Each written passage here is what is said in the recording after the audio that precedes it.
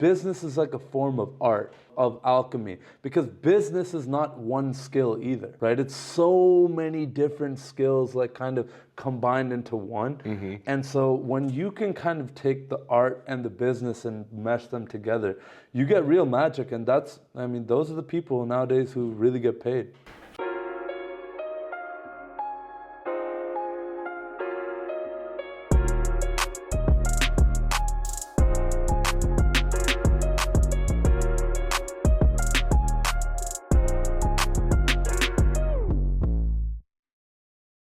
Boom. Let's do it. Welcome to It's Not That Deep, brother. Oh, it's so deep. It's ridiculous. Alex Evans of Raging Agency. Yeah. Welcome to the show, man. Thanks for having me, bro. It's so good to have you on, man. We've been talking about this for a little while, A little bit. but we finally made it happen. Yeah. Before you're about to go travel and do some Yeah. crazy fun stuff. Yeah. Dude, we met how many months ago now? Like, When did Sam move out? I don't remember, but we met over September dinner. or something. Well, one of our mutual friends was leaving to a different city in Florida. Yeah. And I just liked your vibe, man. I liked your energy.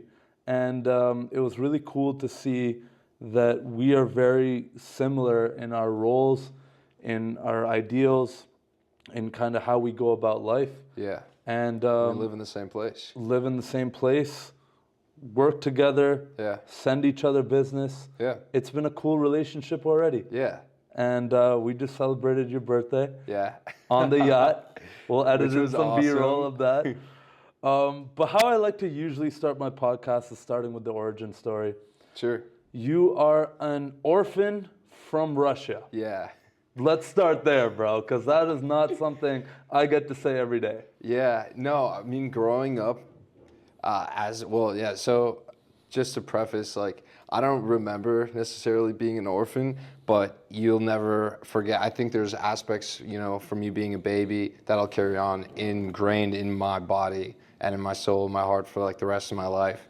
So my parents did like the most phenomenal job literally ever of raising me. Like once I was adopted and brought to Wisconsin, which is where I was raised. John and Jennifer, shout out. Like How old were you? I was around a year old or so, Okay, maybe a okay. little over or under.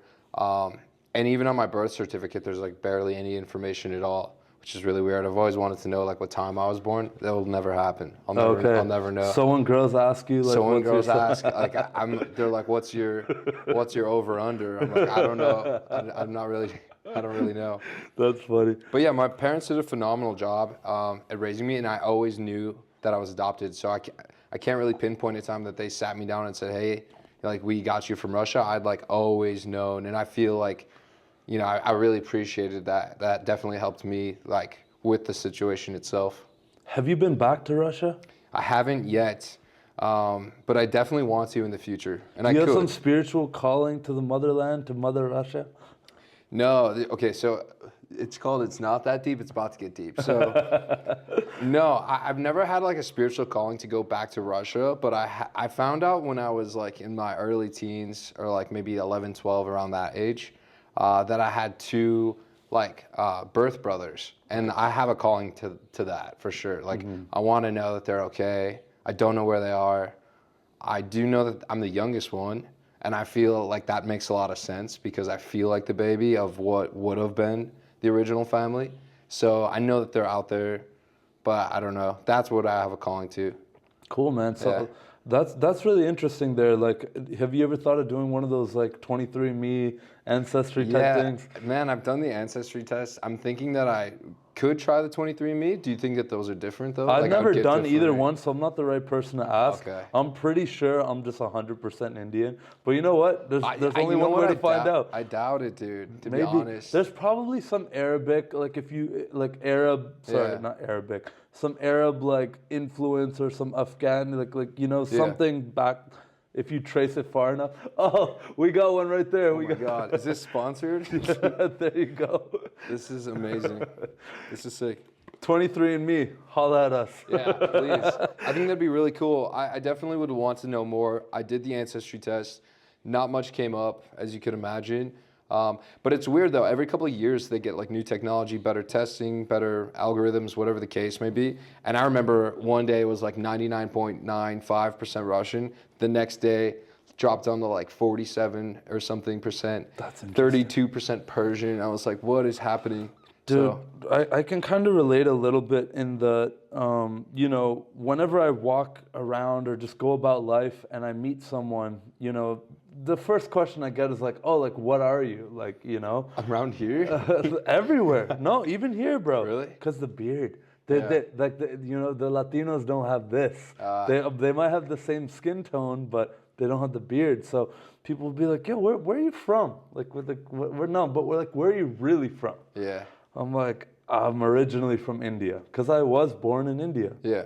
But I came to Canada when I was 1, like not Yeah. even. So we kind of have a similar story there. Exactly. Bouncing around when we were young. Exactly. But like, you know, they hear the accent, they see how I'm dressed, they see like just how I'm moving in the world, and they're like, you're not Indian. I know a lot of Indians. You're not Indian. And like I've had to like show people my ID and be like, no, like this is Really? my full name. Like, anyways. So I think that's really interesting, man. Like that, you know, I won't dwell on it too much, but I do think it's interesting, like your origin story, you know. And so you come over to Milwaukee of Yeah. all places. Yeah. Another thing we can kind of relate on is like our parents. Yeah. They chose somewhere pretty fucking cold. Yeah. What was that like growing up in Milwaukee? Well, yeah, so I grew up like 25 minutes out north of the suburbs, and life was pretty normal out there. But yeah, you're not wrong. It was freezing. I remember having to like bike to school in middle school, like over black ice, just like hitting the ground. Yeah, I don't know. Like it was kind of brutal in a sense of like I knew that I didn't want to be there from like even an early age. I knew that there was warmer environments, and when I was 5 years old, we took a family trip to Disney down here in Orlando, and I remember that experience just being so amazing, and I was like, I would rather live here than wherever we're from, like seriously. up north. Seriously, like the minute I was able to actually go and travel on my own and I'd go to more warm climates and experience like the rest of the world, like I legitimately went up to my parents and I was like, why? Yeah, why? Yeah. Like there were so many What did they places have you to could say? immigrate to. Why here? Even within Canada, there are places with better climate. And you know, I love my parents to death. I know my mom's watching this. Love you, mom. But why, guys? Like why Ottawa, Ontario? I'll never get it.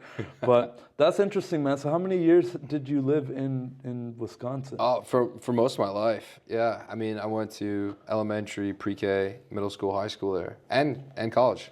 Are you So yeah, I spent literally most of my life there. Are you a Bucks fan? Or Yeah, I'm a huge Bucks fan. Yeah. Sick. Yeah. That's Huge awesome. Bucks fan. Loved going to the games. I would still like to. Anytime I get back there, I try to. Nice. And we're at a point now where like the business is doing well enough, and I've got enough connections there that when I do go back, like I can normally get some really good tickets for free, which is like a huge perk. That's dope, man. Like I've never been to Milwaukee. I've been to Minneapolis. Is that close? It's like 4 or 6 hour drive. I think. Okay. I've never been there, so Okay. I'm not really Well, sure. there you go. Yeah. But so okay, you're orphan from Russia, go to Milwaukee, spend most of your life there. Did you you went to college and stuff? Yeah. What did you study? Yeah, great question. So when I wasn't very good with school growing up for like most of my life. Like just wasn't very interested, wasn't very good at numbers, wasn't like the best at reading either. So just kind of like not really a good situation in school. Mm-hmm. And I remember being in college, everyone started remember being in high school, everyone starts to apply for college. Everyone's talking about their dream schools and everything like that. And you know, a couple of years prior, I'd gone to tour some schools with my sister who's older. And so I had like an idea of like, okay, college is around the corner, but my grades weren't so good. I wasn't really sure what I'd be able to get into. I wasn't really sure what I even wanted to study.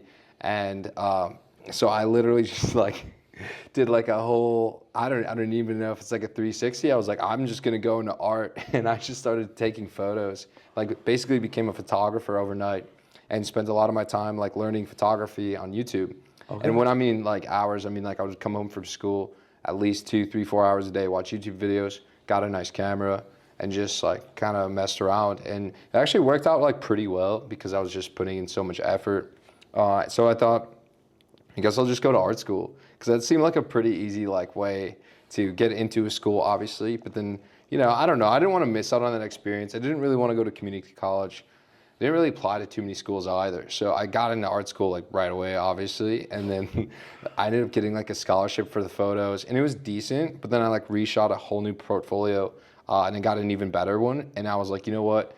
They want me to come here. I am feeling pretty creative right now. I'm actually doing pretty well. By that point in time, I'd already been getting jobs for photography. Like I was making probably more money than my friends at the time, honestly. Nice, just like side gigs? Yeah, Just like, side gigs, weddings, taking pictures of DJs, clubs, like everything. Nice. So I was like, this is like not looking too bad right now. But everything kind of got messed up because like a week before school was going to start, the photography program there shut down. So I was like, okay, cool. And so now what do I do? And ultimately I was like, you know what? Let me just still go. I really don't have a backup plan. So I ended up going to the Milwaukee Institute of Art and Design. And I ended up staying there for the entire 4 years, but I kind of shifted what I wanted to do. It started with photography, obviously, and then like I dabbled with video for just a moment. Video didn't really suit me too much. So I went into as similar to a program as like graphic design as you can get, but then I was like more so like scale it back. Let's talk about branding, art direction. How does this kind of play into business? And I just absolutely fell in love with it. Like overnight, I was like, I feel as if I can bridge the gap between a creative person and a business person. They use different languages, they communicate differently, they're very different people, and I was the person between those two. Right. I still feel like that a lot to this day. Yeah, and that's something that I can totally relate with you on is that, the business person and the artist, they're like, they should on paper just be butting heads because they just have completely different life philosophies, everything, just like how they go about anything. But the thing about it is that if you can actually like try to step into the frame of an artist and try to understand where they're coming from, you can actually like create some insane magic because that artist also can't speak the business language. And so you can kind of be like, hey, look, like you're sitting on some fucking talent here. Yeah. Like you got something here. I feel like it can be monetized. Yeah. Like I feel like you can make a living off this. I've had a lot of drunk conversations like that. Yeah, with like your talented homies who just crush it. Oh my God, so many, and like art is such an all-encompassing term, right? Yeah. It's not just like taking photos or painting or something like that. There's so many forms of art, and in a weird way, like I'm not going to say that it is, but I will say almost. Business is like a form of art, of alchemy, because business is not one skill either, right? It's so many different skills like kind of combined into one. Mm-hmm. And so when you can kind of take the art and the business and mesh them together, you get real magic. And those are the people nowadays who really get paid. Yeah, absolutely, because you can't replicate it realistically. And, when I was in art school, I was really vibing with it and I really enjoyed it. Some of my best friends to this day that I still talk to on a daily basis, I met them all in the art school. But going back to kind of the entire like school scenario, I'm not sure exactly how you did in school, like on the books and everything, but it was like an overnight switch for me when I landed into like a new program at a new school, having some freedom, like living on my own, like living in the dorms. Like everything about success like changed overnight for me. Like just having that freedom and actually being able to be creative, but then also like be around creative people and then like start doing the business. It really opened up like an entire new life for me. I feel like my entire life was like reborn again. Like literally at MIAD, which is like the acronym for Milwaukee Institute of Art and Design. Further along though, I knew that I kind of wanted some like stronger credentials, to be fair. Like art school will open some doors, but not all of them. And they had a program where I could also go to Marquette University. So I literally started going from, I don't know which college I want to go to 2 years into going to the art school, going to 2 schools now, where I was learning business and advertising. Were you enrolled at both at the same time? I was enrolled at both schools, and I remember having to do like J terms, which are like winter, and then also going to the summer, just so I could stay on track. So I don't know. Looking back, that's one of the things I'm probably the most proud of is I had such a terrible like outlook on school in high school, and then going to 2 different colleges at the same time, juggling, also going during summertime, also going during the winter time, and absolutely crushing it and loving it. It was a little different for me. I grew up thinking that I wanted to go into medicine. I didn't. It was what my parents wanted. Yeah. Right? The classic Indian or immigrant parent being like doctor, engineer, lawyer. That is how you achieve success, right? Yeah. And you know, so to me, I was like, well, I don't even care about, like, I was good at it, but I didn't enjoy it. I didn't like it. Sure. It didn't like give me anything. And so I naturally went to business school, and that's where I went in college. But one decision that I'm really, really happy that I did make was I didn't want to just go into like a normal like accounting or finance or something like that track. I was like, what's this international business thing? Because they had like a program for international business. I'm like, that sounds dope. I think travel sounds so cool. Yeah. I would love to be able to see the world. And then I remember, like, you know how they had the brochures and stuff? I remember like reading like one of the semesters is abroad. Yeah. Mandatory. Like that's part of your thing. I was like, sign me up. Like 16-year-old me was like, hell yeah, I want that. But that was one of those things to me that was like made university and my whole experience there so worth it, because I got kind of that dorm experience but abroad, and I Yeah. got to travel the world and make, you know, lifelong friends. And, you know, I'm going to a friend's wedding next month that he was one of my closest friends on my international exchange in Norway, because I studied in Norway. And he met a girl there, another exchange student, who they're during now, the trip? during the trip, she was another exchange Wow. student who now they're getting married. That's And I amazing. remember when they just started dating. It Yeah. was like it was insane. It was so cool to see now they're actually getting married. She's from Vietnam. He's from Pittsburgh. Yeah. Like just the most like that would Yeah. not happen if it weren't for that type of Yeah. opportunity, right? No, it's but, amazing. But overall, bro, for me, university was challenging, man. Like I really excelled in high school. Like I had really good grades, honor roll student, played sports, did all the extra, like I did everything. But then when I got to college, I went from 30 people classrooms to 350. And I just remember there were all these tryhards and nerds and like people who like, this was their fucking life. And I was like, that's not me. Let me become friends with them and they'll help me get through. And so I barely scraped by. Like, I wasn't a poor student, but I was like a B student at best. Sure. At best. Sure. Like, you know, so that was kind of my experience. But it's interesting that you didn't give a shit about school. You kind of have this art transition period. Yeah. And then you realize quite that the like, period. let's do both. Yeah. Combine it with. Yeah.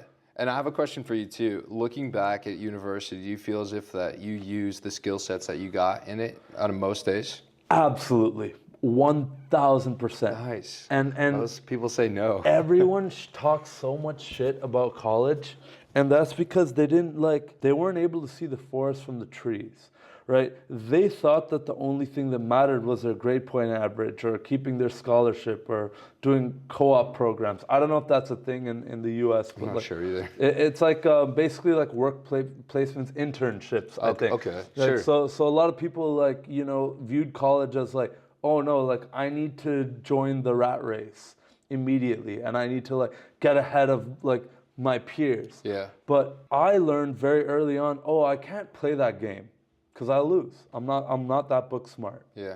Like I realized I got a very humbling slap on my face in my first year of uni, where I realized I like to party, but I don't really like anything else to do with this fucking facade. And these professors were dicks, and people were going into, you know, you'd get a midterm exam and people would be going to the office hours of the professor just to fucking grub for like an extra like 2-3% on their shit. I was like, I will never do that. And I never did. And I'm proud that I didn't. I just accepted whatever bullshit grade I got. But bro, my university You experience, must have went to a public one. I guess, yeah, it was Yeah. not a private Yeah. university. Yeah. Yeah. So it was a public There's a big difference. I will let my kids go wherever they want, if they want, but I would venture to say that they'll probably end up going to private, because private, like, they actually care. If you have money, Yeah. absolutely. Why would you not, right? So I totally agree with that. Me coming up, like, I didn't, right? I even, like, throughout university, I didn't get that college experience you were talking about because I lived with my parents still in the same city, like kind of like a little outside of the city and kind of the so you suburbs. drove in And I drove in. It's tough, yeah. You don't get the full experience. No, I didn't Yeah. have a dorm. But on the silver lining is that you have like you own the experience now in Miami. Well, yes. Like here's like there's so many different pros and levels. cons with that, right? Like just to kind of finish off that other point, like the thing about college for me that I really got out of it was joining different like clubs. So I like did all the extracurriculars. I was like, fuck it. I remember being like, do you guys have Frosh Week? Like that first week, freshmen like just get fucked up type of thing? Yeah, kind of. I remember like linking up with a bunch of people who are friends with me to this day, and like just meeting them. And I was 17 when I started university, and I wasn't allowed to drink yet, obviously, right? And but in Canada, the way that it works, like every province, which is like the states, every province has different drinking ages. So my province, the drinking age was 19, but the one right across the bridge, we're talking like not even 10 minutes away that way. Like if we just drove from here to there, to like from Miami Beach to Miami, you're in Quebec. Quebec, I was 18. So I was like, half of the events were in Quebec. Yeah. Had a little fake ID. I'm like, I'm going. All of those events, like I realized that I was good with people. I might not be the smartest person in the world, but I know how to connect and like chat. I can talk shit. That's why I have a fucking podcast. Yeah. So I just remember at the end of the day, university, when it's all said and done, I joined so many different I played football growing up in high school, and I remember that first year they had this like flag football business school tournament thing. And I just like signed me the fuck up. I tore it up. I was like, these guys all suck. Like they're all fucking losers. Like this is great. And I met seniors, and the seniors like took me in like under their wing, and they like really rocked with me. And I remember going to all these insane parties that I can't even talk about. Like this insane shit happened, and that taught me way more. So much more happens outside of the classroom than in the classroom, but you have to put yourself in that situation. And a lot of people, unfortunately, view college as this black and white. You have to go to class, you got to get good grades, you got to grease the professors, you got to do all this bullshit. And I was like, dude, there was this one quote. I'll just finish this point with one thing. There was this one quote someone told me in first year that changed everything to me, because I felt so bad once I got there's this fucking class, bro. It was called linear algebra. I'll never forget. I was like, why do I have to take this bullshit? You're doing these matrices and all this dumb. I'm like, when am I gonna use this? Yeah. Linear algebra class, 350 people in this class. I remember complaining to my friend who was I think a junior, I don't know. He was older than me at the time, and he was just like, dude, why are you tripping, man? I'm like, well, if I don't do well on this, I'm gonna fail, and then I'm gonna get kicked out of university. He's like, dude, do you want to do really well in university, or do you want to do really well in life? It's like life, obviously, but you have to do good in university to do well in life. He's like, let me tell you something, man. He's like, his dad owns a bunch of mining, his dad's super rich and stuff. He's like, well, my dad always told me is that C students or D students work for A students. Yeah. You know what I mean? A students work for C students. Yeah. I completely butchered that, but you got my point. Yeah. Those people who go so hard and try to get 100% on every test, they're not entrepreneurs, man. They're not the people who actually make shit happen. No. They're great workers. No. They work for us. Yeah. Right? And so that stayed with me, and that was pretty much, if I could sum my college experience into one thing, it would be that. Yeah, I mean, from everything I know about you, you fully embody entrepreneur, everything about you. I remember one of our first conversations chatting together as actually walking over here in South Beach is really when it clicked how much of a shark you can be. It's when you're describing visually, how you take your sales call, how you'll be down by the pool, how you take a Zoom call on your cell phone, which is just like, I don't know, unheard of in my world, I guess. Like, sometimes I'll try to be so like hyper professional, but realistically, like you're saying, like there's a lot of things that you don't need to suck up to the teacher. You don't need to like be so buttoned up. You can really run the business like the way that you want to. Well, that was the biggest thing to me about, you know, because I've lived in both worlds, right? I've lived in kind of the more corporate, like I worked for the public sector in Canada, so I had a government job, and I saw the polar opposite of that, where you have to wear a collared shirt, you have to talk a certain way, you have to be a certain way, you have to ask permission for things, you can't swear, basically you can't be you for 8 hours of a day. That sucks. Like, you can't be you. And then also, it's not just 8 hours. When you're done work as well, you can't be posting things that'll come back to you. You can't be, you know, seen doing certain things. You can't be acting a certain way. And it's like, wait, time out. Who the fuck made these rules, right? And that was like a big thing for me about like, if I ever own a business, I used to obsess over this. I'm like, if I fucking had my own thing, if I actually like one day actually own my own thing, I'm gonna do it my way. I'm not gonna let anybody tell me how to run my thing, right? And I don't have to ask anyone permission for anything. If I get on a sales call and I happen to be at the pool and we're on this call, look, I would like disagree with one point there. I'm not unprofessional. There's nothing unprofessional about this. That might be your opinion on what is professional, but I am not, like, I'm speaking to you. I'm looking in your virtual eyes when I'm talking to you. I'm doing everything that I would want someone to do with me in a business conversation, right?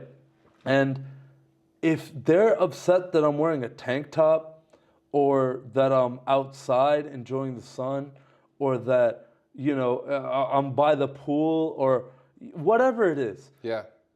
That's a them issue. Yeah. Like, that's on them. Maybe you don't want to work with people who we're have probably those types not of a good fit anyway. Yeah. You know, if that's going to be a problem, you just saved us both a lot of time. I know that you're going to be a constant problem. Every little thing is going to be, you know, messing with your worldview. And it's like, okay, we just saved both of us like so much headache. If you are not okay with me being like authentically myself, we're not a good fit. Yeah. Sounds like your dreams come true shifting from the corporate side of things. Absolutely, my dream has come true. I think about this all the time. My business partner, Jamie, and I, we have these moments all the time where we'll just, shout out to Jamie, he's actually standing behind that camera right there. But Jamie and I, like, when we started building this thing, the intention wasn't actually to build this agency, move to Miami. Like, we did not have a 5-year plan. We didn't have a 5-day plan. We didn't even know what the purpose really of building the agency was. Because when we started it, we actually just formed like the Canadian equivalent of like an LLC type of thing, or an S Corp. We formed it so that this one client that we had, we wanted to make sure that we could have a contract to him in writing. And we thought it would look silly if it was just Jamie and Deep and this party. Like, we're like, no, like, let's have a little corp so it looks like we're actually doing, you know, what we're promising we're gonna do. We did not sit down and have this like insane, you know, 10-year plan, or have a written document of your business plan or anything like that. But you know what we did have that I would say is way more important? We had alignment on what we want out of life. Like, we had so many conversations about travel, about creating memories, about relationships, about connection, about, you know, kindness and giving back. And one of the tenets that actually, when we first like opened a business bank account, we're like, we need to have a separate account, like another checking account, just for a fun fund. We need to take 5% of our revenue, and if we make $100, we're putting 5 into the fun fund. Like, non-negotiable, we have to do it. And I would say that, you know, after almost 4 years of doing it together, like we have stayed true to that. We have our fun. We make sure that we make this lifestyle, this business, all the stress, all the craziness That's awesome. worth it. Yeah, you that's know? awesome. I want to do that. You should. Probably will. Absolutely. But here's the thing, you do it. Yeah. You do it. It's just maybe not like an intentional like checking account. Our accountant got mad at us for that one. But basically, if you just have a spreadsheet or something, you're like, yo, look, like this is what I want, like profit first. Yeah. This. No, I this. definitely set money aside to have fun, especially living in Miami. Absolutely, man. So let me talk to you about that, man, because for the people listening, they might not know how you even made that transition from Milwaukee to Miami. Yeah. How does that happen? Well, there was a lot of different cities in between, honestly. There was a year and a half, maybe shy of 2 years of travel. Like I had left Milwaukee because I was living in the shittiest apartment imaginable.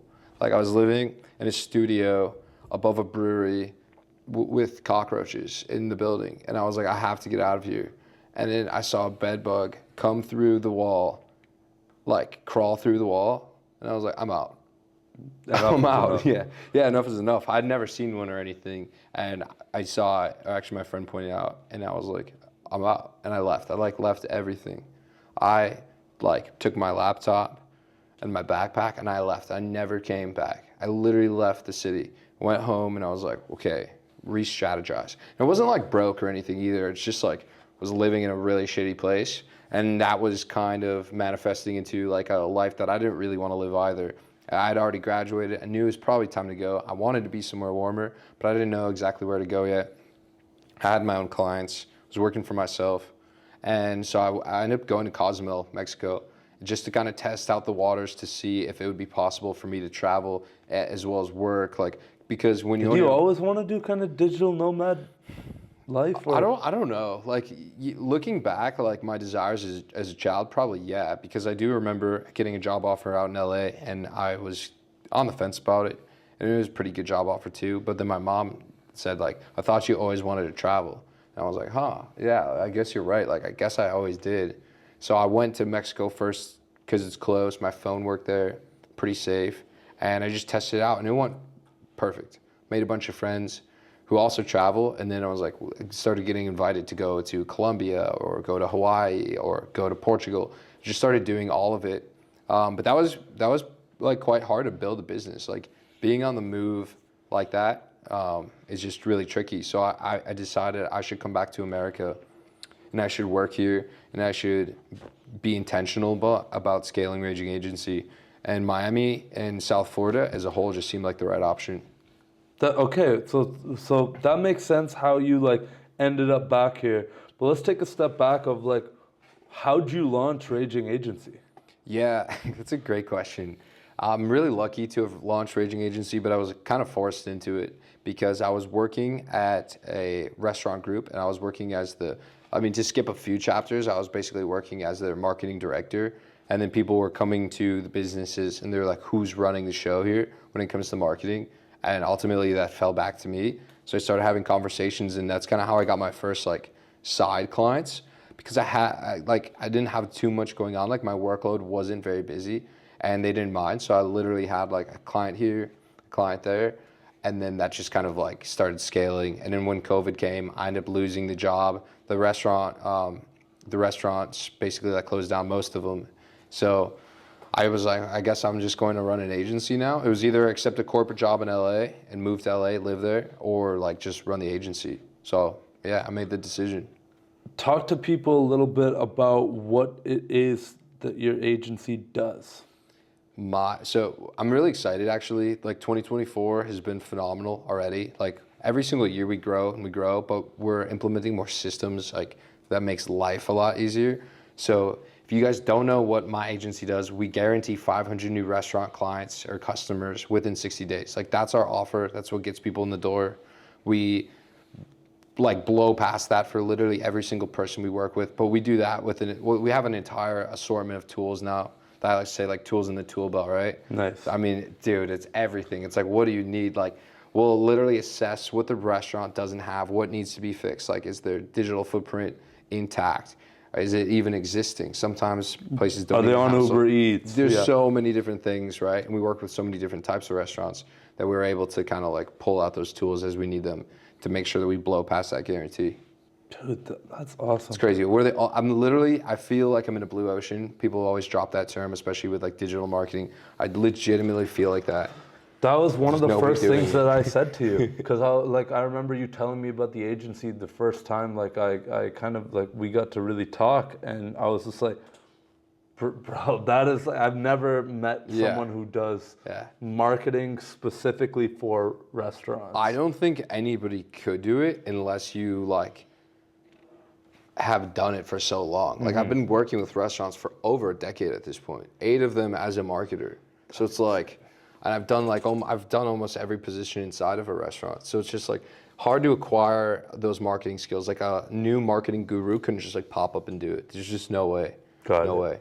way. And my mentor too at the restaurant group that I worked for, like I speak with them all the time still, a lot of those people, and he literally said, you were put on this earth for hospitality. Wow. And like one way or another. So like whether if I'm hosting an event, which I love to, or if the people are coming to a different event, whatever, networking at events, or just like keeping an eye on the service. I don't know. It's just everything. It's everything I love. You've been crushing it with the restaurants and stuff, but it wasn't always restaurants. It wasn't always restaurants. It was nightclub. Talk to me about that. I still work with nightclubs. Okay. Yeah. No, so like when I say hospitality, so the reason why we're like so keen on restaurants is because that's been our biggest transformations that we've been able to do for like within inside the agency. Tracking an ROI on a restaurant's very tricky. Tracking ROI on a nightclub, it's almost impossible. Yeah, because I was gonna say, so like, how bottle service, drink, like how did they know? It's very, very, very tricky. I mean, for when it comes to I don't know though. I don't know. Like we could talk about KPIs at the end of the day, and like sure we do report on those, but realistically, when a restaurant owner or a nightclub owner, and like obviously they're backed by a lot of groups and investors too, they trust you. Like they trust me, they trust my vision, they trust the vibes that we're putting out there. And at the end of the day, when you hire us, you end up making more money. So it's not like, it is sometimes can be loose, but also at the end of the day, money talks. Yeah. Yeah, we all know that. Totally, that makes sense. And then with like the restaurants, you know, you get them, all these new people coming in and whatnot. How do you retain a client like longer term? Yeah, it's a good question. So it's definitely been something I've been thinking about a lot now that we have this new offer, because there's a lot that goes into the setup of like working with these restaurants, which by the way, we landed Craft Cartel thanks to you. We had a meeting today with them. They were like, shout out Richie. Shout out Richie. He was like, you guys have been absolutely phenomenal. So yeah, that was really cool. I appreciate that. So, yeah. I mean, hey, it goes both ways, man. You've been sending people my way as well. Shout out to Kai. Shout out to BG. Yeah. You know, Stefano next. Yeah. But for put out content. Yeah. So I mean, bro, it's not even, to me, it's actually like when I see people who are genuinely doing something that are crushing it, and I've seen that you actually do that. Yeah, we actually. You know, then I want to refer people to you. It's just natural to me, right? But it's tricky because there's a lot of like snake oil, like there's a lot of bullshit artists out there who aren't actually doing what they say they're doing. And so when I find someone who's actually legit, actually real, has great energy and fulfills on their promise, bro, I have like other people I want to send you to, dude. I think working as an agency, and I own the agency outright, like I'm 100% the owner, it's extremely challenging to grow a business like that and then work inside the business, market the business, and just overall run it. And then of course, like you have your personal life as well. Stacking all of that together can be really complex.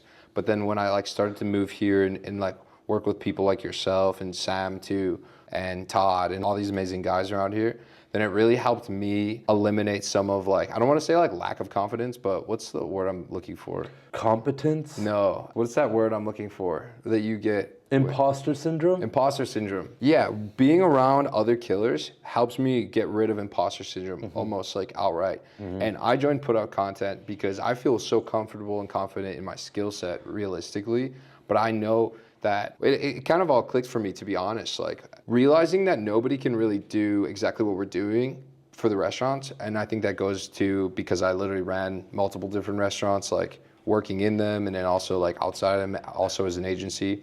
It's just like hard to replicate. But I felt as if it was the right time for me to start taking a jump into putting out my own content, because I genuinely believe that there is nobody better suited to scale restaurants right now. Like, I can't find them if they exist. Let me talk to you about that a little bit, because I find it's a very interesting point. When you have something that is, let's just call it blue ocean for sake of simplicity here, where other people are not doing it, the market needs it. Yeah. There's a high demand for it and a very low supply of it. Do you feel, and don't let me put words in your mouth, do you feel like it's a fucking responsibility, almost like a duty, to get this to as many people you can help as possible? Or do you view it a lot more of like, this is, hey, I'm just good at this shit, this is a vehicle, it is what it is? I want your honest answer I on think this. I will in the future, but truth be told, we've worked with so many clients who have undervalued us in the past, and we're still working on like moving away from that and like finding the right people. Like, most of the leads that come in, and we get leads every single day, are so underqualified, and then like they try and devalue us. Like, they can't put a number to it. And I'm talking like these are businesses that are failing or close to failing, and it's like somehow we need a little bit more of a bumper of separation between that. That's really bad energy. Yeah, and so you take that energy on. yeah, you take that on for sure if you're taking sales calls or if you're interacting with leads. We've talked about that Yeah. a little bit. Why don't we dive into that a little bit? Because Yeah, it's certainly been a real problem in my business. 100%, same here, man. Yeah. And that's, I think, something that you and I relate on a lot is we kind of wear the same hats, a lot of them, when it Yeah. comes to our businesses, Yeah. right? And, you know, you pretty much handle the sales for your company. So do I. And that's something that we clicked on right away. And it's like, sales is this thing where it's like, I don't want to get on this like pod here and talk about sales as if I'm like this fucking like insane closer, like Yeah. like I've been doing sales for 25 years. Like, no, but like having sold a few million now in we like go. actual like dollars collected, I feel like the more and more I get into this game, I realize it's a spiritual game. And like, it's about the frame that you have, a lot of it going into a call. You know, to me, I can only tell you my experience, man, but like when I'm desperate and I'm like giving off that desperate, like I need this to close, I'll never fucking close. Yeah. And when I literally, like, I'm indifferent, or I just really just want to get a person, like, results, and I, like, believe in my core so much that I, like, exude that confidence in the thing that I'm selling, like, sales becomes just like this, like, well, you're here, you want to get here, let me Yeah. walk you there. Yeah. Talk to me about, like, how do you view sales? Yeah, my biggest breakthrough when it came to sales was to not talk about what you're selling. And I want to like re-say that again because it's so important. My biggest breakthrough when it came to sales was to not talk about what you're selling. And what I exactly mean by that is I got caught up in this trap, just being younger, honestly, just trying sales, never going through any courses or anything like that, no training, just like being like a calm Midwestern person who's like, you know, I'm selling something of true value here. Like, why wouldn't you want to buy it? That was the mentality.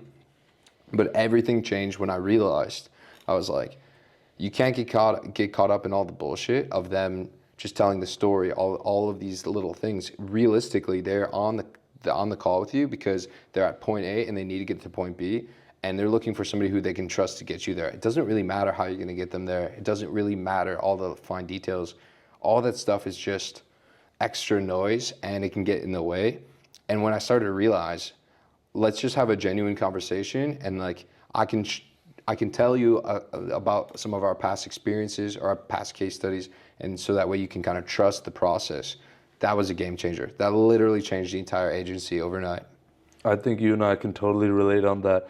I love the conversation-based sale because it feels most natural to me.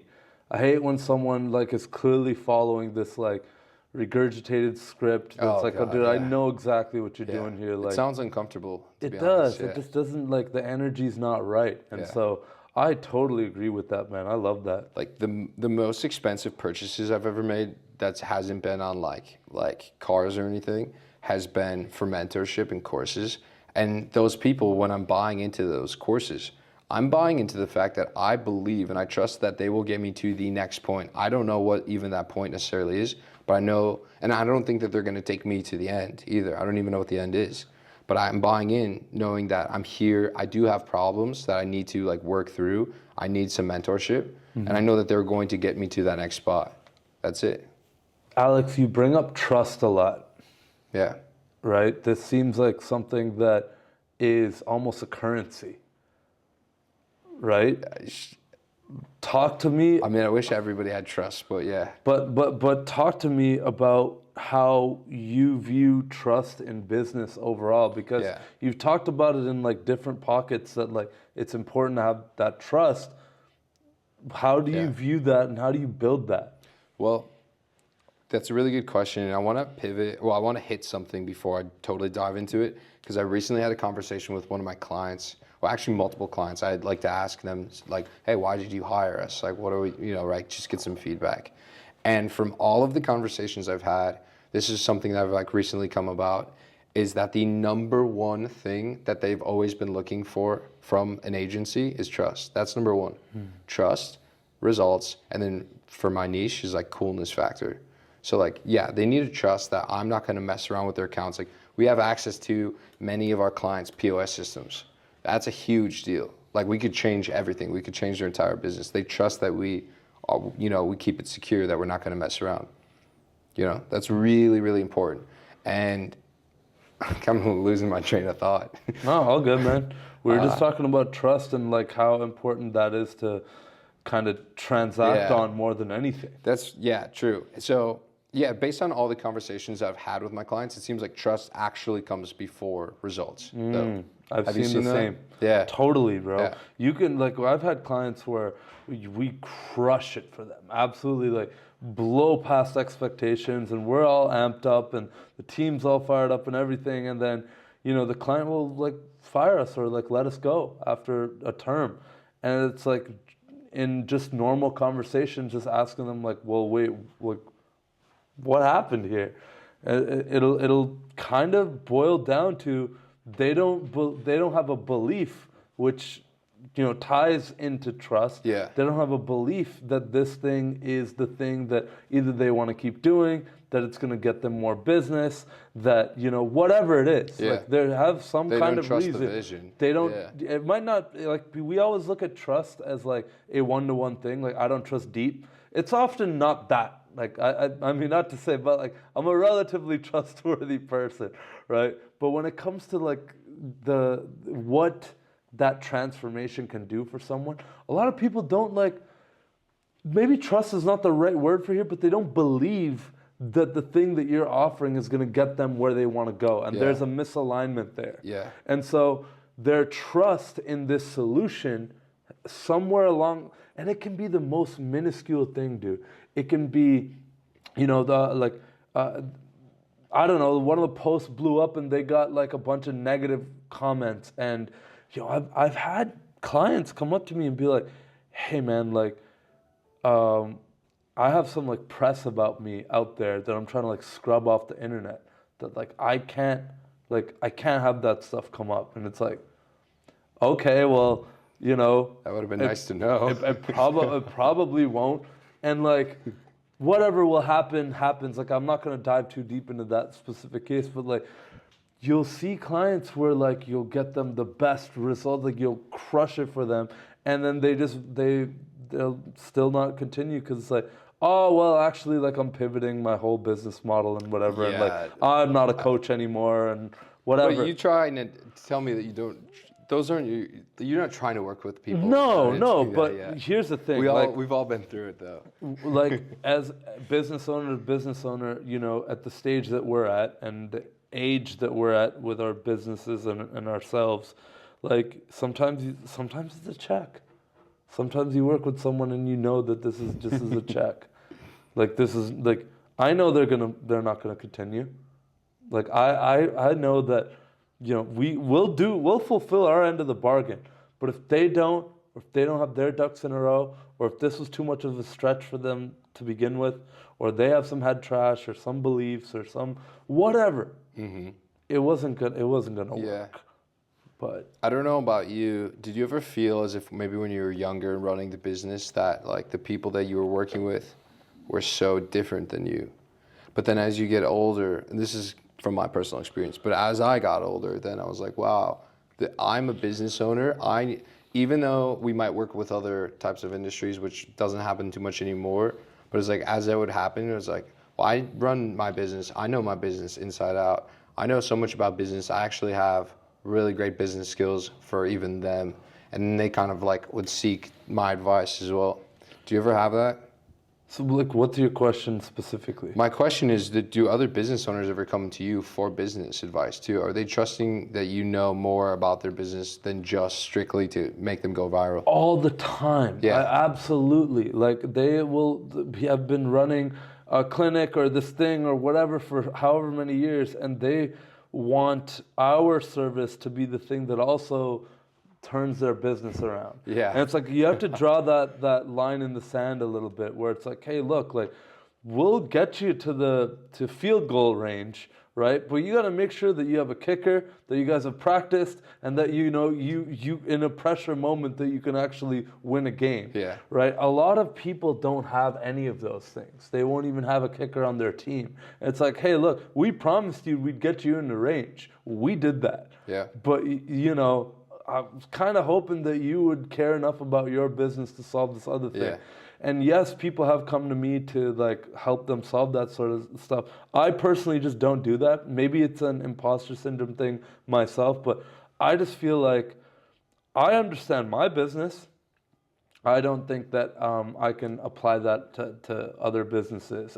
Sure. There's some common principles and stuff, but there's so many variables. There's so many things that I don't know. I haven't popped the hood. And to be completely honest with you, Alex, I'm not a technician, bro. I am not the guy who's going to go in, identify a problem, and solve it for them and implement a solution.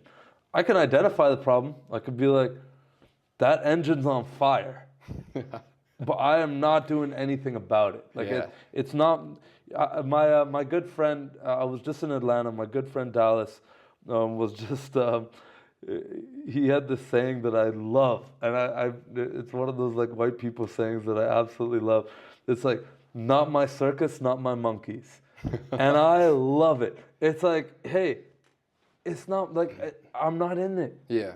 What do you want me to do about this? When I was younger and when I was still working for like the company that owned all the restaurants and everything, like the restaurant group, I was so ambitious in a way that I was like consistently pointing out fires. But then if anything was going to happen, then I had to come with solutions as well. And I feel like that in itself taught me so much more about business. And I think that's a good skill set. So I don't think it's for everybody. I don't think you need to. And you're definitely right. Sometimes it's better to just draw the line in the sand. But I also like just get really excited about some of that stuff as well. It's definitely exciting, but to me, it takes my focus away from It's like true. the thing that I need to build right now. Yeah. Because I do have this tendency to want to help people, Yeah. and I do want to hop in and like see what I can do for people. And within like limits, I'll do that, man. I'll connect people. I'll do, hey, this person can help you out or whatever. Like I'll do that. But when it comes to like me selling my time, I don't ever want to be an employee again. Yeah. So I just Me stay neither. away from that as much as possible. Yeah. I want to switch gears a little bit, bro. Sure. So we covered business. I mean, we could sit here and talk and geek Talk out about on business forever. You know, we could talk about this stuff forever because it's fun and we enjoy it, and it's become so it's such a big part of our lives, right? Yeah. It's almost like our identity, and it's become so interconnected with our soul and everything that we do, right? Because it's this thing that we're pushing to like get 1% better at every day. But that's not the only domain that you focus on getting better at every day. You also train martial arts, boxing. Yeah. Talk to me about how you got into that and what that's been like for you. Your physical is really important, and it's something that I don't think I've ever been like horribly out of shape, to be fair. But I've never been to the peak performance that I knew my body could be. I'm still working on it now. And I think I saw MMA and just training in general and boxing as the outlet to get to that next level. But I'll be honest, I had no idea I was going to fall in love with boxing as much as I did. I had no idea. Like, I think I saw Jay Waller, like a video of him at Boxer or something like that. Clicked on it, and this is before I even lived in Miami, and I was in the back. It was in a room in the back of my brain, just being like, when that time comes, when I'm in Miami, when I'm doing this and that, like, I'm gonna go there. And that's exactly how it panned out. Like, it's exactly how it played out. Was in Miami. I'm like, okay, cool. Now where is that boxing gym again? Mind you, I don't own gloves. I didn't have shoes. I didn't even have a mouth guard. And somehow I still managed to find my way inside of there and like trying absolutely everything. Trying like BJJ, Muay Thai, boxing, lifting like heavier than I ever have, and like feeling really good about it. And I think it's overall probably one of the boldest things I've done, just walking into the gym by myself, ready to just try like whatever was thrown at me. But it's also like changed my entire like athletic life moving forward for probably the rest of my life. It's not something I'm going to stop doing. What about yourself? You kick ass too. I mean, we've sparred together. I don't kick ass, I dabble, and it is such an incredible outlet. And one thing that I've learned, and I'm sure you can relate to this, like, outside looking in, people might view like boxing or any type of MMA, all this stuff as like just this like rage activity where you're just like getting energy out. And look, there's a component of that Certainly to it. I'm not gonna like shy away from that, but wouldn't you say that like as you've progressed more and more into this, that it's like the spiritual journey more than anything? It's like this relationship with yourself, and it's like it's not about who you're sparring with. It's like you versus you, and you showed up today, and you're getting reps in, and you might have not felt like working out or like training or doing any of this, but you showed up, you did this thing, and that feeling. Like, to me, what I'm addicted to is like actually that feeling when you're done, like when like you've given it your all, you left it all out, like you got nothing left in the tank, and you're just sitting down like in a pool of sweat, just like. Those are some of the only moments like in my life these days where there's no anxiety. Mm-hmm. There's pure stillness, and I'm just at pure zen. Do you find that sort of thing with boxing at all? No, absolutely. I walk to and from Boxer, so like I have like a good warm up, and then like those cool down walks when I'm leaving. After, you're right, like giving it your absolute all is like some of the most zen feelings. It's also when I feel the most like authentic too. Mm-hmm. I don't know if you feel that as well. Totally. Yeah. For me, the biggest thing is like even during, right? I'm not thinking about my phone or like all the stress that's on. I'm not thinking about what's for dinner tonight or these 10 fires I got to put out with the business or my relationship or anything. I'm not thinking about anything. Yeah. All I'm thinking about is I don't want to be punched in the face right now. Yeah. That would suck. I would rather punch this guy in the face. That's exactly like, what I'm thinking. That's pretty much like the mindset. And there's something to it where you have to be so present, right? And I think that whatever sport it is, but I will say like individual sports, particularly like, I mean, MMA is something else. I'm biased with the boxing, right? Yeah. But there's something so primal about like, hey, at any other time in history, if you and I were to get in a ring, one of us is leaving. It's not going to be me. There's something about that activates you, and this is simulating that like one-on-one war, that gladiator shit, that like you and me in a coliseum. Like, I'm not about to be the guy who fucking gets his head chopped off. Yeah. They're like, not to go extreme with it. People might like hear this and be like, bro, you're doing a fucking group class at like at a Miami gym. Relax. But it taps into that same type of thing that we don't really get to do. It taps into it, and I think once you unlock it, then you're not going to give it up. No. Like, it's just training in another way. Like, I feel like you said earlier that business is kind of like an art. I see business more of like a sport. And that was always my sport. Mm-hmm. But this is like, boxing is my real sport. That's what I've found. Beautiful, like, man. I'm able to kick ass in the gym so that way I can do everything else. I can't do everything else unless I'm dialed in the gym. What's like your next milestone with it? Do you wanna have a fight? Yeah, I thought about it for a really long time, actually. My next milestone with it is to start training in smaller group, one-on-one type scenarios. Yeah, probably do a fight. Nice. Yeah, thought about it a lot. I'll connect you with my guy, man. Yeah, your trainer here? Yeah, Yeah, for sure. He's like a Bellator fighter and stuff. Like he's very legit.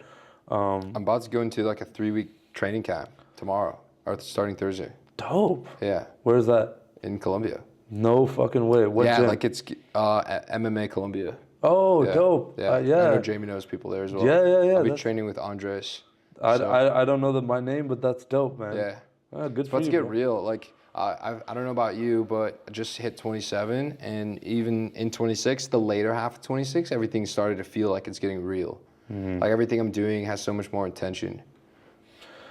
100%. I think that now we have less slack on the line. There's less like Yeah. you can't mess up as much. You know, you have a crazy night, getting drunk, getting after it, whatever. That's an interesting way of putting it, though, because I see where you're going with this, but there's less slack on the line of like, I've been pulling it, and like there was all the rope at the end, but now it's like tight and it's taut. Like I'm pulling it up. I Like, challenge you, man. You think it's tight. You don't fucking know. You don't know. You don't know. 5 years from now, you might look back and be like, that shit was loose as fuck. Yeah. I thought I had pressure, but I didn't have 3 kids. I didn't have 2 fights lined up. I didn't have a fucking $25 million business. I thought I was doing some shit. Yeah. My rope was loose. like I'll challenge you, bro. Sure. We always think that right now is the fucking moment. Like this is it. This is the craziest it's ever been. And there's nothing wrong with saying that because up until now, that's true. It's not the craziest it's ever been, but it's the start of where we're going.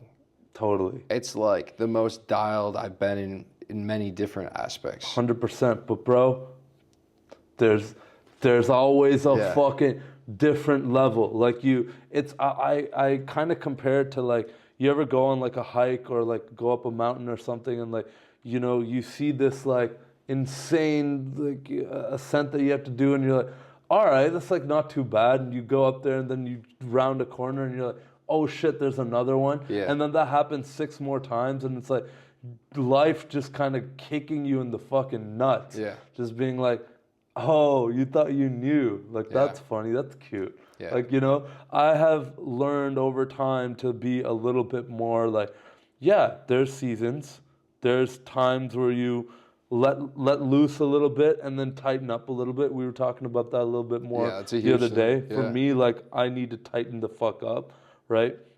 But overall, like, you look at it, man, like, there's so many levels to all of it. And it's like picking and choosing your, where are you going to put your attention and energy? Yeah. There's only so many energy units you have in a day. Like, imagine if there's a kid in the picture or a mortgage or like fucking, Yeah. you know, like right now, you're going to look back at these days like, yo, I was chilling. Yeah. I just went and ripped a pod with the boys and like, I had no responsibility. Like, I was like absolutely chill. Yeah, I trained boxing, but I didn't have a fucking insane fight that was like for a belt that I had to pay for. Like, you know what I mean? Like, I'm not trying to refute your point. I'm just trying to say that like a different perspective that people have done to me in the past, and it's actually helped me out. Be like, oh, I'm actually not shit. I'm an ant. I'm gonna go do this 3-week fucking training camp. 3-year-olds in Thailand train harder than me. You know, it's just a fact. Yeah. You know, so it's like, okay, let me like reel this back and like do the best that I can with what I'm doing. But even when we think we're pushing, like, and like fucking, what do you call it, redlining, like you're just like maxing out, bro, there's just different levels to it of what you're capable of. Well, I'm excited for moving forward to Redline. I want to. Boom. One of the last things I kind of want to talk about before we wrap up the pod, I know we've been going for a little while now. You know, we talked about the business, we talked about the physical, but I do want to talk about, you know, you mentioned, and you know, this is one thing that I kind of shared with you this sheet. Oh yeah. Right? We call it the SBA worksheet, and for those who don't know about it, It's a See, Believe, Achieve worksheet that I actually got from Iman Gaji in one of his courses like 6 years ago or something like that.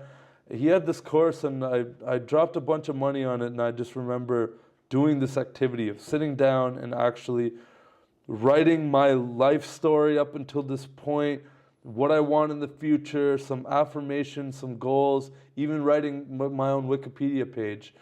I was just casually telling you about this one day, and you were like, send me that right now. I needed it. You actually went and did this thing, and I actually have it like sitting right in front of me right now.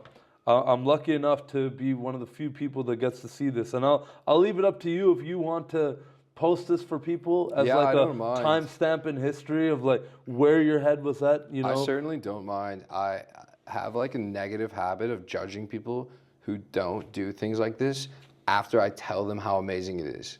I'm like, I did this life-changing event. Let's get you access today. And then if you don't do it, I'm like, what? You're dropping the ball. Bro, it changed You're my letting life. yourself down. Like just to like explain to people a little bit, I go back and I look at that sheet now, and look, granted, I haven't updated it in a few years. I should really go back. You should. It's on my list to do this week. Now that I'm just moving into like a new apartment and stuff, perfect time to do it's it. just like a fresh like I'm gonna sit down and redo the sheet. But yeah, can I give my synopsis on this? Please. I've done stuff similar to this before. I've done like a morning codex. Basically, the premise is, well, like realistically, every device in this world has an operating system of some sort. And your vehicle, when it breaks down, there's a mechanic to fix it. But what if they didn't know exactly what was wrong with it? Yeah. They pull out the book, they pull out the manual. What happens when your wash machine breaks down? They come over, they pull out the manual, they read the instructions. Where are instructions? Who's writing the instructions?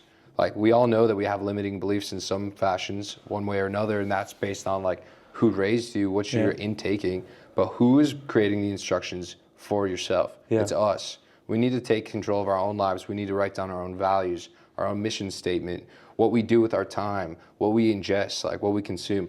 All of these things are compiled into a document just like this. It doesn't have to be the even Godzy one, but it has to be some sort of document. So that day when you're maybe hungover and you're like, why did I drink last night? Why did I go out and party when I'm supposed to be focusing on this test that's coming up? Well, yeah, you go back to your instruction guide. You remind yourself what you're actually doing. Like, hey, I'm a little lost right now. You don't need to self-sabotage. You just need to reread your instruction manual. That's exactly. And I love that. It's your instruction manual, and it comes only from you. Yeah, I couldn't write your sheet. No. You could never write my sheet. Exactly. And it's something that I remember I warned you. I'm like, dude, like sit with this for a few hours. It's not just something you just quickly like. No, it took me 3 hours. It takes time. And bro, but here's the thing about that, right? That alone, that activity might scare people because like, I don't have the time, I'm busy, And it's like, the one thing I challenge everyone is like, we give so many other people our time, right? Life just keeps going by. You know, I just turned 28, I'm gonna be 30, I'll be 50, then I'll be 70. I don't know if I make it that long, but the time is just gonna go by regardless. Yeah. And you give so much of it away for free to whoever. To Netflix. If you could just give it to yourself, a few fucking hours, sit down with this thing. And it's like, people are gonna think I'm selling something. I literally do not care. Like, I will send this to you for free on Google Sheets or whatever. I uploaded it into Canva. We'll leave the editable Canva link. We'll send the Canva link because it drove him nuts that it was in Google. But sit down with this sheet and actually go through the exercise of, seeing what your life could be like. Then actually believing that, okay, that could be my reality. And then actually going and achieving it. I can tell you from having done this exercise so many years ago, I go back and I look at my sheet and I'm like, oh shit. Like, I guess I actually did this. Yeah. I did that too. I did most of the things that I set out to do. It wasn't how I thought I would achieve it. It's never how you do. Yeah. But by having a frame of reference, it's like a North Star. It's like having a compass. Yeah. It's like something that you can always go back to Because if you're being honest with yourself and you're actually writing what you want to see, believe, and achieve, you will. Nothing's gonna fucking stop you. I mean, the positive thing is that you can't mess it up. You can't like, you can't. Like at the end of the day, you're just putting in a timestamp of like, this is actually genuinely what I want in my life today. And of course, you can always change it down the road. You're never like stuck with it. But I've done something similar to this. I think I started doing it like 2 years ago. And I remember looking at last year's one. And yeah, I've done almost every single thing on it without even really like reading it too much. And then some of the stuff was like so minute. I had achieved so much more than that. Right. I was like, yeah. It's like we almost sometimes limit ourselves in those we beliefs. don't dream big enough, to be honest. So, I just want to focus on one page here of yours because I think that this is really beautiful. And I can kind of let you dive into it, all right? And these are the next chapters because we talked about a lot going, coming to today's podcast. But I want you to talk about your next chapters and share whatever you want, man. But I think this is a beautiful exercise. I don't know if that'll get in there. Or we'll edit cut it in. Cool. Yeah. My next chapters, I've got a couple different things in here. I know for sure all of them are going to happen, so I might as well just go through them one by one. So I want to scale the offer, which the offer is 500 new customers within 60 days for restaurants. I want to scale that to being at least 6 figures a month just on that offer. It's very scalable for us just because we have it like down like that. And then the second one is going to be like speaking at a TEDx event. But all the boys in the room right now that are with me, I think we can all probably like hash out what I'm exactly going to talk about because it could talk about restaurants, but I feel like there's a lot also going on. So we'll figure that out. I see it happening. Yeah, I you see heard it it here happening. first. I see it happening pretty soon. I'm not exactly sure how or why, but it's definitely going to happen. Then Alex has full flexibility to travel and prioritize family and friends as he wishes. Almost there. Alex travels to 100 plus countries. I'm at like 20 something, 20, 30. Got a ways to go. Raging launches their premium white glove experience for high ticket clients, spending at least $500,000 with them per year. So that would be more geared towards, think something like Groot Hospitality. Yeah, like here, the higher end. Like they need somebody, for very specific things. We want to have that service. I help feed 1 million children, which we've all like. Obviously, we'd like to donate back to charity. Like personally, I had been doing that before the company even, but I need to switch up like where we're going to, and I want to make sure that kids are getting fed. Like that's a priority of mine because I think that really the way that I always saw it is like that kind of ties into like my adoption story. Like it's really common for kids that are orphans to be like malnourished, and like I don't want that to happen. Like especially if they don't have a family, they should at least be fed the literal bare minimum of like life. And in the last one, kind of deep, but Alex becomes a father. That's a picture of me and my dad and my sister. So one day. Beautiful, man. Yeah, I can't wait. It'll be fun. A little me running around. Thank you so much for sharing that, man. Yeah. It's I wouldn't ask people, I wouldn't just put them on the spot if I didn't know that you'd be comfortable sharing it. I think that, more people need to take a second and actually think about what you want to achieve out of life. I know you will achieve all of these. The 1 million children fed, that one hit, bro. I think you need to talk about that one. I should, I think that for in the spirit of we're talking put out content or anything like that, bro, it doesn't have to be your main piece of content or anything, and Jamie can go and give you the strategy for it or whatever, but it's important, dude, when it comes to like a core belief and philosophy and something that you want to give back and you have an actual reason for it, it's not just I want to feel good about myself. Not random. I love that, and dude, more life and more power to you, my man. If anybody's watching and you know of a great charity that donates specifically, best case scenario, if you know of a charity where they donate food to orphans, let me know. Alex, this has been an amazing podcast, bro. I know we could sit here for 8 hours and chop it up, but let's just call this episode one out of many that we will do in our hopefully extremely long and fruitful friendship partnership. I see it. I love you, brother. Love you too, man. Thank you for coming on. It's Not That Deep. Where can people find you or Raging Agency or anything that you do? I'm always on Instagram, so AlexEvans997, that's the best place. I run the account, so you know you're talking to me. And if you are a company or if you are a restaurant manager, owner, and you want to scale up your restaurant, then you can find us at ragingagency.com. Boom. Thank Cool. you so much, brother. Thanks, bro. It's not that deep. It's pretty deep.